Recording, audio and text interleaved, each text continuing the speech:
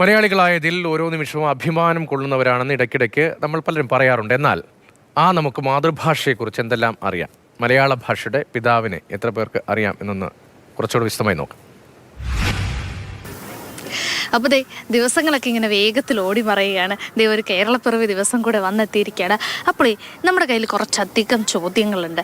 നമ്മുടെ മലയാള ഭാഷയെക്കുറിച്ചും അതിനെക്കുറിച്ചുള്ള ബാക്കി ഡീറ്റെയിൽസൊക്കെ ഇപ്പോഴത്തെ തലമുറയ്ക്ക് മാത്രമല്ല നമുക്ക് ചുറ്റുമുള്ളവർക്കൊക്കെ എത്രത്തോളം അറിയാമെന്നൊന്ന് നോക്കാം.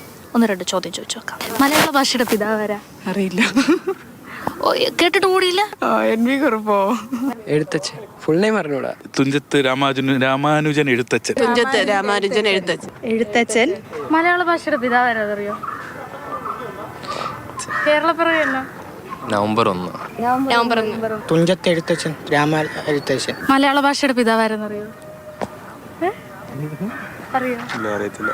ഇതാന്ന് പറഞ്ഞ ഒരു ഗസ്സെങ്കിലും. എന്റെ പിതാവിനെ പറഞ്ഞാൽ തുഞ്ചത്ത് രാമാനുജൻ എഴുത്തച്ഛൻ. അല്ലേ കുമാരനാശൻ. അപ്പൊ കഥകൾ ഇങ്ങനെയാണ്. ഭാഷയെക്കുറിച്ചുള്ള അറിവൊക്കെ ഇങ്ങനെ കീഴ്പോട്ട് പടവലങ്ങ പോലെ പൊക്കോണ്ടിരിക്കുകയാണ്. സത്യം പറയാലോ, നമ്മൾ ഒരുപാട് പേരെ എടുത്ത് അതിനകത്തുനിന്ന് തെറ്റിയവരെ മാത്രം ഫിൽട്ടർ ചെയ്ത് കാണിക്കൊന്നുമല്ല. കറക്റ്റ് ഇത്രയും പേരോടാണ് ചോദിച്ചത്, അത്രയും പേരുടെ ഉത്തരമാണ് കേട്ടോ പറഞ്ഞു തരുന്നത്. അങ്ങനെ ഭാഷയെക്കുറിച്ചുള്ള അറിവൊക്കെ ഇങ്ങനെ പൊക്കോണ്ടിരിക്കുകയാണ്. സംഭവം അത്ര നല്ലതൊന്നുമല്ല, കുറച്ചുകൂടെ അറിയാവാ അല്ലേ?